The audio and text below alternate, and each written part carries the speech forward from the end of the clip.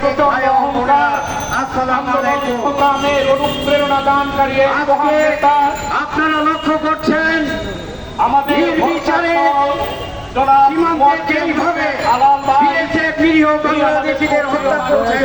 তার কোনো প্রতিবাদ ওই আঙ্গিকে করা হচ্ছে না, কাগজে প্রতিবাদ করা হচ্ছে, তাও বিলম্বে করা হচ্ছে। সেই আজকে ইসরায়েল বিশ্বে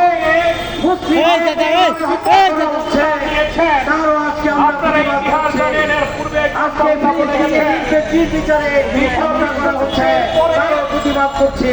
আপনারা জানেন আজকে নিম্নবিত্ত মধ্যবিত্ত মানুষ শুরু করে নিত্য প্রয়োজনীয় দ্রব্যমূল্য কেনার সামর্থ্য হারিয়ে ফেলছে। আজকে দেশের মানুষ তাদের দ্রব্যমূল্য পরিশোধ করতে গিয়ে তাদের নাবিশ্বাস উঠছে। মাননীয় প্রধানমন্ত্রী, আপনি দেশ চালাচ্ছেন, দেশের মানুষ শান্তিতে আছে কিনা, স্বস্তিতে আছে কিনা সেই খবর রাখার দায়িত্ব আপনার।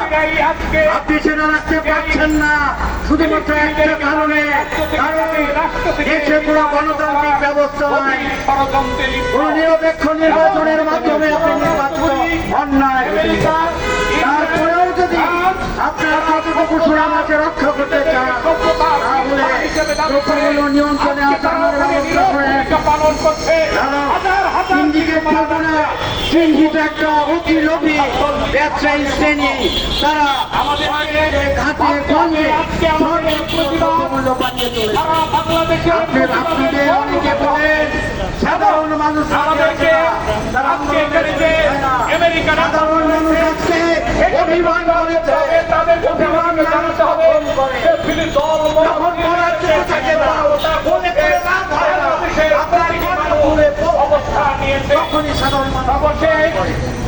এখনো সময় আছে।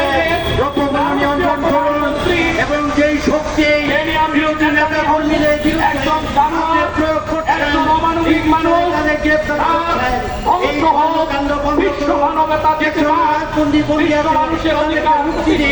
যেই শক্তি দ্রব্যমূল্য নিয়ন্ত্রণে কাজে লাগা। কিছুদিন আগে এক ঘন্টা বলল এখানে দুদিন আগে গ্রেপ্তার করা হয়েছে, যে কারণে পূজায় ধ্যান নিয়ে নিতে 100 টাকা দিতে হয় না। তাহলে আপনাকে বুঝতে হবে যদি আপনি সতর্ক থাকেন।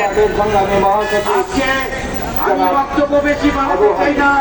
আমার পূর্ববর্তী বক্তা আসাদ ভাই বলে গেছেন, আজকে ঐতিহ্যবাহী রাজনৈতিক দল বাংলাদেশ মুসলিম লীগ 47-এ যদি নবাব স্যার সলিমুল্লাহর এই দল প্রতিষ্ঠিত না করতেন, 47-এ যদি ব্রিটিশ শাসক ভারত থেকে এই বাংলাদেশ স্বাধীন না হতো, তাহলে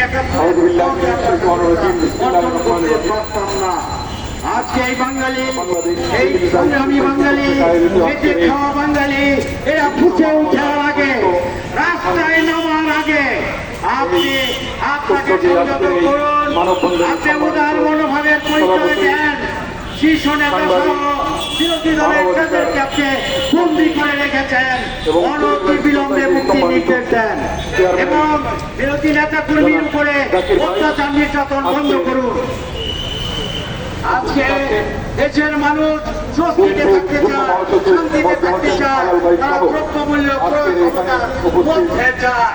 আজকে খেটে খাওয়া মানুষ, রিক্সা শ্রমিক বলেন, বাস শ্রমিক বলেন, হকার বলেন, বীর শ্রমিক বলেন, আজকে মধ্যবিত্ত নিম্ন মধ্যবিত্ত বলেন, তাদের সবচেয়ে বড় শত্রু হচ্ছে ইসরায়েল। দেশের মানুষ যদি শান্তিতে থাকে, ইসরায়েলদেরকে ফিলিস্তিনিরা আপনিও সত্যি পাবেন করুণা করে দিয়েছিল। তারা তাদেরকেই এই পৃথিবী থেকে আমাকে তারা চলে যাওয়ার আগে কিছু করে দিতে পারেনি না। দেশের মানুষকে গণতন্ত্র, দেশের মানুষকে